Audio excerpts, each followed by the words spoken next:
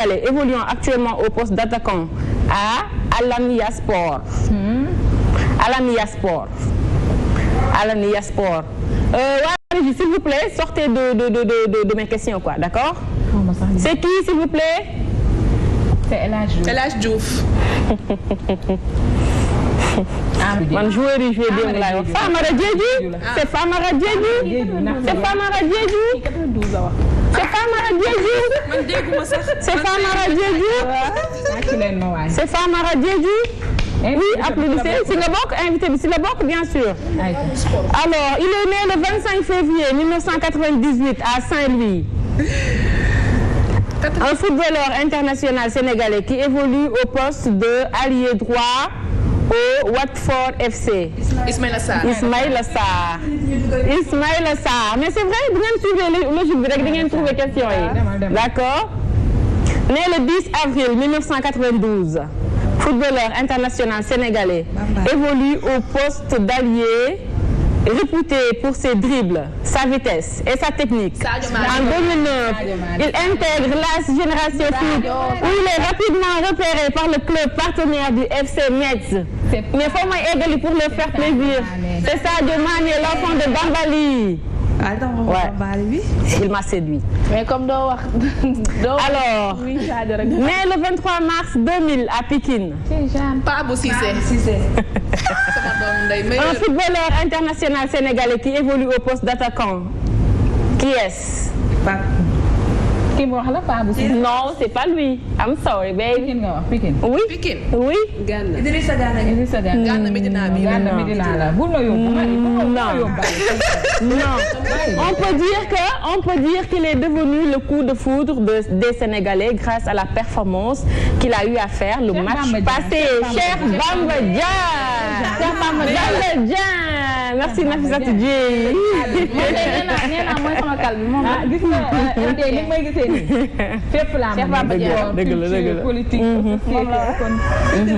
Dëgg la. On y va?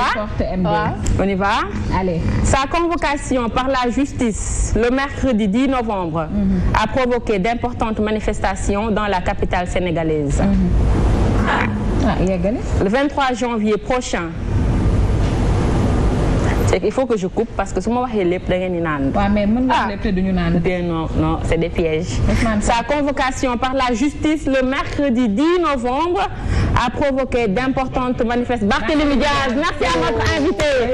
Barthélémy Diaz, merci beaucoup. Merci, c'est Barthélémy Diaz. Oui.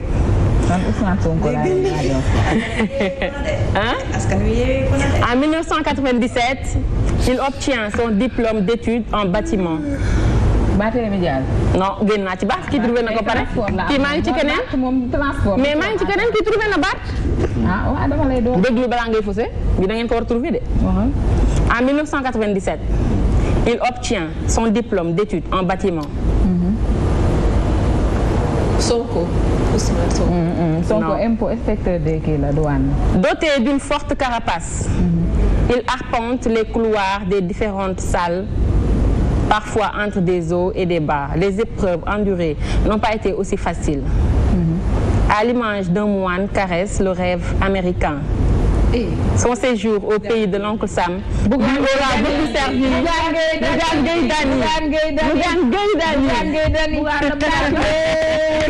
Bougane Gueye Dany. Alors il faut que je lise tout. Il faut que je lise tout. Écoutez, il a eu Bougane, s'il vous plaît. Bougane, s'il vous plaît. Montrez-nous le boss. Alors, en 1997, Bougane Gueye Dany obtient son diplôme d'études en bâtiment. Oui. Passionné de journalisme, il a exercé dans plusieurs groupes de presse avant d'aller aux États-Unis. Teranga FM, Walfadjri, RFM sont les organes de presse qui ont accueilli Bougane Gueye Dany. Doté d'une forte carapace, il arpente les couloirs des différentes salles de presse, parfois entre des hauts et des bas. Les épreuves endurées n'ont pas été aussi faciles. Bougane Gueye Dany, à l'image d'un moine, caresse le rêve américain. Son séjour au pays de l'oncle Sam lui aura beaucoup servi. De retour au pays, il crée son propre business. D'accord, une agence de communication et de marketing. Il gagne les marchés de publicité des grandes entreprises de la place. Un succès galopant pour cette agence. Oui. En dépit de ce succès, Bougane ne prit pas la grosse tête. D'expérience en expérience, le self-made man lance en 2008 le groupe de presse des médias. Un groupe composé d'une radio Zik FM, un quotidien La Tribune et une télévision Sen TV. Et le dernier né du groupe, le site d'information Actunet. Bougane Gueye Dany. Bougane Gueye Dany. On continue. meilleur homme Birahim Gueye Mame. On continue maintenant dañuy dugg. li nga ci fàtte rek mooy 5e président du Sénégal. dëgg la inch'Allah. loolu mënul ñàkk. Inch'Allah. oui. demal. Alors on vous dit que maintenant on retourne à l'école, d'accord? Né le 8 juillet 1621 à Château-Thierry et mort le 13 avril 1695 à Paris.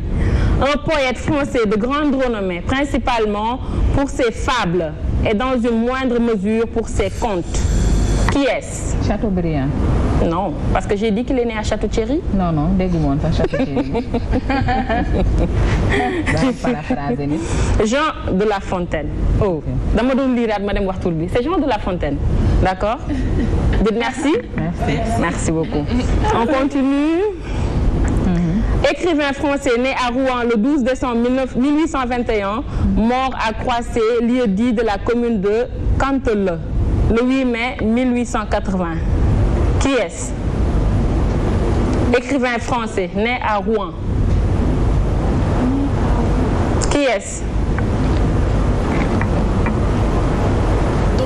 C'est Jean-Pierre Corneille. Gustave Flaubert. Merci Maman Diallo. Gustave Flaubert. Hein? Jean-Pierre Corneille Rouen la juddoo de. mais bokkuñu date de naissance dégg nga.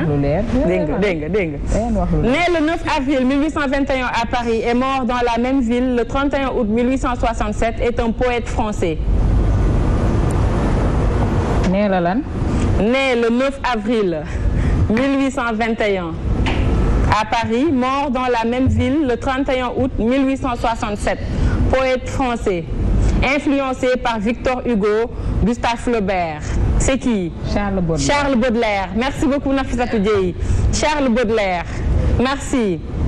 Alors, celui-ci, il a écrit le film La Vengeance de Monte Cristo. L'homme au masque de fer. Les Trois Mousquetaires. Il est un écrivain français né le 24 juillet 1802 à Ville. Est mort le 5 décembre 1870 au hameau de Pays, ancienne commune de Dieppe, aujourd'hui intégrée à Dieppe. Qui est-ce? Écrit le film La Vengeance de Monte Cristo, L'homme au masque de fer, Les Trois Mousquetaires. C'est lui qui l'a écrit. Les Trois Mousquetaires. Qui l'a écrit? Il s'appelle comment? Alexandre Dumas. Merci beaucoup Maman Diallo. Alexandre Dumas. Merci Maman Diallo. Alexandre Dumas. Oui. Alors celui-ci, il a écrit le film L'étranger. Il a écrit le film La Peste, Loin des hommes, Le premier homme, Caligula et Fat. Qui est-ce? L'étranger moo gën a siiw ci film yi mu bind. L'étranger aussi est un roman. Ah, l'étranger c'est un roman. Albert Camus. Merci Nafissatou Dieye. Albert Camus. Albert Camus. Merci beaucoup. L'étranger, La Peste. Merci Nafi. On vient en Afrique un peu? Oui, bien en Afrique. Oui. Bien chez nous. On vient en Afrique. Alors, distinction. Grand prix littéraire d'Afrique noire. Prix Goncourt des lycéens. Prix du livre inter. Il est né le 24 novembre 1927 en Côte d'Ivoire et mort le 11 décembre 2003 en France. Écrivain ivoirien. Je sais pas. Il a écrit Allah n'est pas obligé. Il a écrit En attendant le vote des bêtes sauvages. Il a écrit Les soleils des indépendances de... Les soleils des indépendances, il a écrit Non. Les soleils des indépendances, parlez fort, Betty. René Mara. Non. Les soleils des indépendances, s'il vous plaît. René Mara. Les soleils des indépendances, s'il vous plaît. Non. Les soleils lan la moom les soleils des indépendances. C'est livre la roman la. Les soleils des indépendances qu'il a écrit. Def ngeen ko terminal. Tu as vu? Mignon. Kourouma. Amadou Kourouma. dina ko rey de. Merci beaucoup. Gendarme bi def li ngir yàlla. Amadou Kourouma. Alors. Étudier, c'est bien les études. Tu étudies 10 ans en arrière, tu dis le pouce bien. C'est 0. Lui, il a écrit Discours sur le colonialisme. Il a encore écrit Cahier d'un retour au pays. Terminé la phrase. Cahier de retour au pays natal. Non, oui, natal, c'est Aimé Césaire. C'est Aimé Césaire. Merci Nafissatou Dieye. Aimé Césaire. Aimé Césaire. Nafissatou Dieye. Aimé Césaire. Aimé Césaire.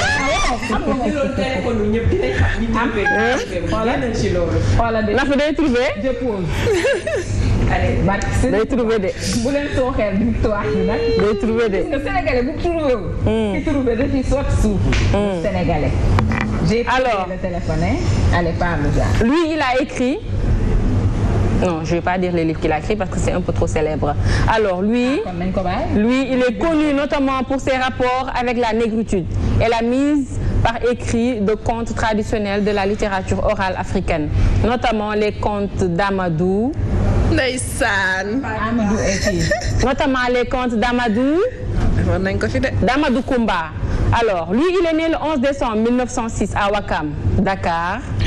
Date de décès 25 novembre 1989 à Dakar. Qui est-ce? Birago Diop. Birago Diop, maman. Merci beaucoup. Birago Diop. Birago Diop. Birago Diop. Amadou Koumba. Les contes d'Amadou Koumba. Birago Diop. moo bindoon lettre ba David Diop nañ dëgg la Birago Diop. C'est moi Birago. Birago Diop. Histoire bu émouvant laa leen di donner. Vas-y, on écoute. On écoute bébé. Je suis venue au large de xawma fan. Les radios. Merci Nafissatou Dieye. On continue.